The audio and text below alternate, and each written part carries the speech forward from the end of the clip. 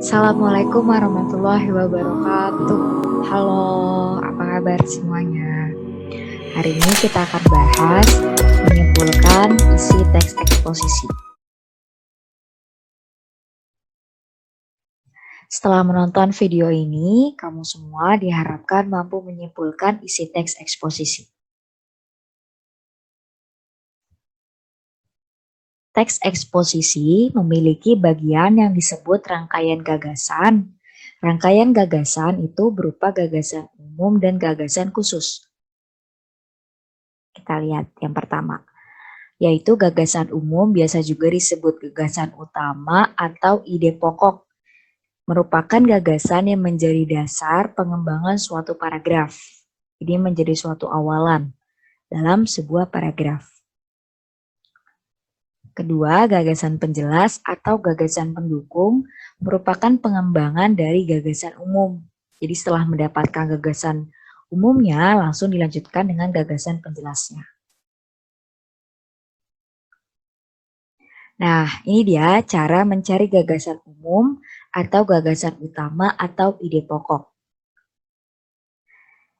Yang pertama, carilah kalimat utama pada paragraf tersebut. Biasanya kalimat utamanya ada di awal. Itu kita tandai dengan huruf A. Kalimat utamanya juga ada di belakang, kita tandai dengan huruf B. Dan kalimat yang ketiga biasanya campuran. Dia ada di awal dan ada di belakang. Jadi C, ya kita kasih kodenya C. Oke, kita lihat jika kalimat utama ada di awal paragraf, maka lihatlah kalimat kedua pada paragraf berikut. Nah, jika di kalimat kedua ada pengulangan kata atau repetisi, berarti kalimat utamanya itu atau ide pokoknya ada di awal paragraf. Terus, jika juga ditemukan ada kata tunjuk, ada ini, itu, tersebut, itu juga ide pokoknya ada di awal paragraf. Dan yang ketiga, jika ada kata ganti orang, ia, mereka, ataunya, itu juga ide pokoknya atau gagasan umumnya ada di awal paragraf. Nah, biasanya awal paragraf itu, kalau ide pokoknya di awal paragraf itu biasanya disebut juga paragraf deduktif. Lanjut, contohnya. Semakin hari semakin bertambah saja angka positif COVID-19. Penambahan itu terjadi di seluruh negara termasuk Indonesia. Bahkan penambahan begitu cepat terjadi di ibu kota negara Indonesia yaitu Jakarta. Jakarta tempat tinggal kita saat ini merupakan klaster terbesar dan tercepat penyebaran COVID-19. Ya, kita lihat ada kata itu. Ya, nah berarti ini kalimat utamanya atau ide pokoknya itu ada di awal paragraf. Ya, ini namanya deduktif. Sampai sini paham? Oke, kita lanjut.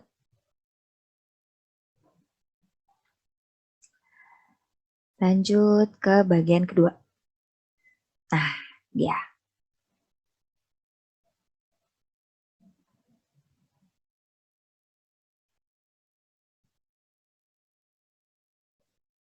Nah, yang kedua, jika kalimat utama ada di belakang paragraf atau tadi simbolnya itu huruf B.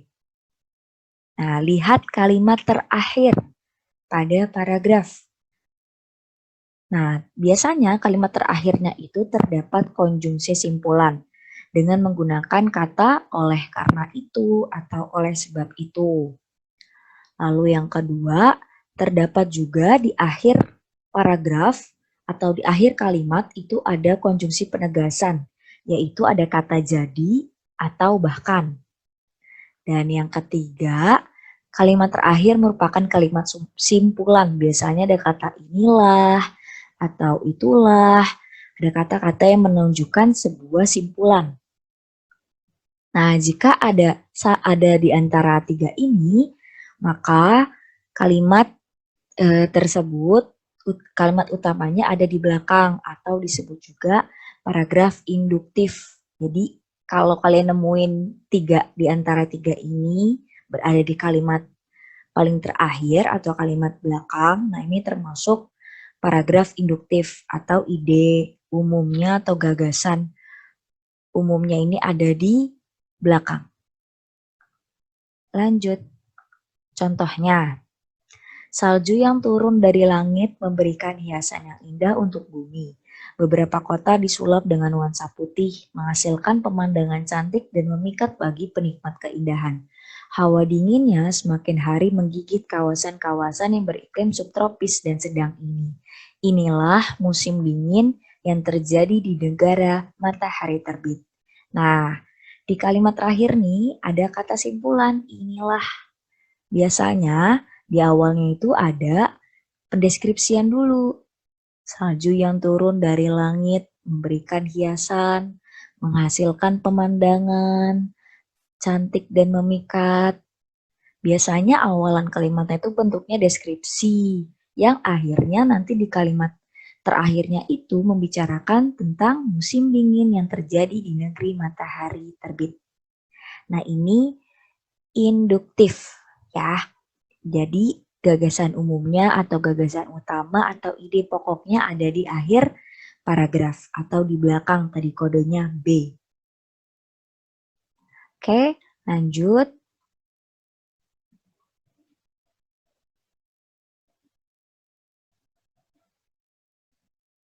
Kita lanjut lagi. Ya. Oke. Nah, ini jika kalimat utama ada di belakang dan depan, ini sebutnya tadi C, campuran. Lihat kalimat pertama dan terakhir. Jadi kalau campuran itu A plus B sama dengan C. Jadi tadi kalimat yang di awal ditambah kalimat yang di belakang, hasilnya adalah campuran. Ya, oke. Nah, contohnya seperti apa sih? Kita lihat contohnya. Penyakit influenza mudah menular.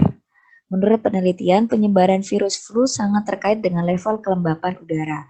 Di negara beriklim sedang seperti Amerika Utara dan Eropa, wabah flu biasanya terjadi di musim dingin. Sementara itu, di negara tropis, influenza menyebar di musim penghujan. Kita harus hati-hati dengan penyakit influenza yang ternyata mudah menular. Nah, tadi ini rumusnya kalau campuran. Jadi, di awal kalimat ini ada kata penyakit influenza mudah menular. Terus dia bahas lagi di kalimat terakhirnya. Tuh, penyakit influenza yang ternyata mudah menular. Nah, ini berarti kan rumus A plus rumus B. Nah, ini hasilnya adalah C, campuran. Nah,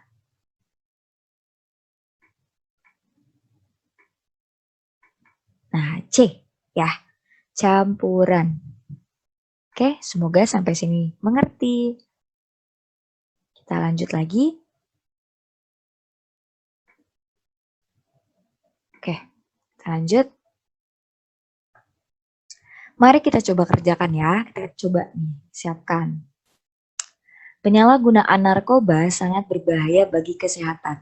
Narkoba memiliki efek ketagihan.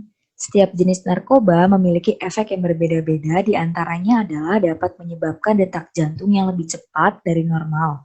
Bahkan, banyak kasus orang yang menggunakan narkoba sampai mengalami kematian karena overdosis. Ide pokok paragraf di atas adalah, kira-kira ide pokoknya mana ya? Kita coba perhatikan. Ini kita cari dulu.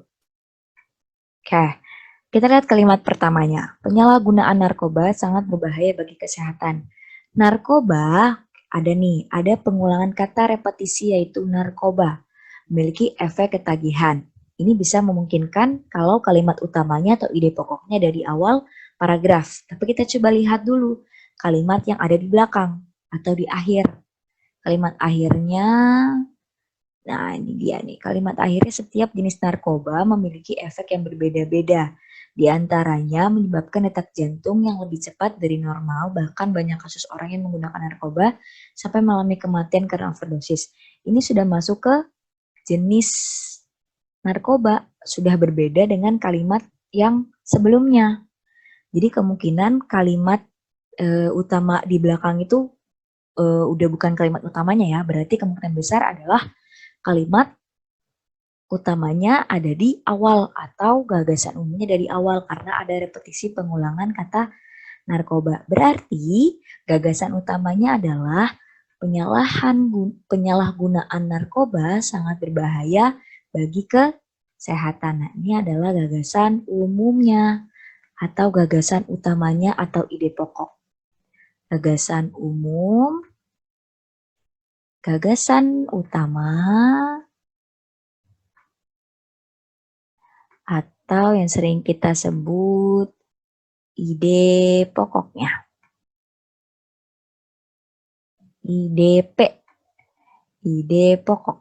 Oke, ada di awal paragraf atau deduktif.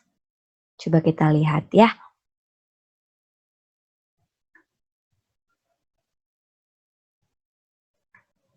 Lihat jawabannya. Mana jawabannya? Nah, ini dia. Jawabannya adalah penyalahgunaan narkoba sangat berbahaya bagi kesehatan. Ya, caranya seperti itu kalau kita mau cari gagasan umum atau gagasan utama atau ide pokok. Dan sekaligus ini termasuk simpulan dari paragraf teks eksposisi. Jadi dicari dulu, lihat dulu kalimatnya, kalimat utamanya, baru dicari rumusan yang tadi. Biar semakin paham, oke.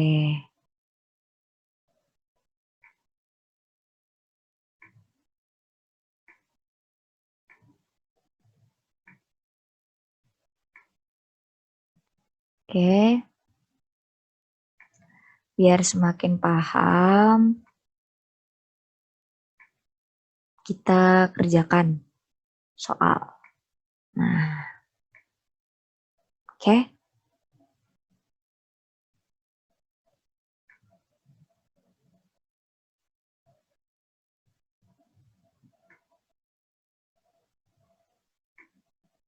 Ya, biar semakin paham, kalian kerjakan soal berikut.